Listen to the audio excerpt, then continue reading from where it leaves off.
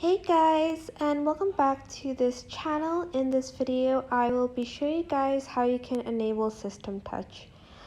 So what that basically is, if I click on something, as you can see there will be this white circle, so you don't have to screen record something and then add in like buttons to show where you're going, like where you're editing or where you're clicking stuff. So this only works in the Alight Motion app, so only Alight Motion has this feature. So I'm just going to go back to the main menu and I'm going to go home.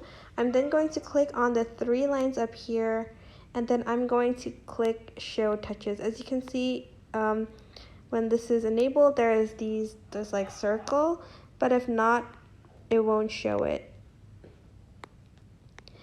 And that is basically it. I hope this tutorial was helpful for you guys. Don't forget to like, comment, share, and also subscribe to this channel if you haven't done that. If you have any questions, just leave it in the comment section down below, and I will try my best to answer them all. Thank you so much for watching. Bye!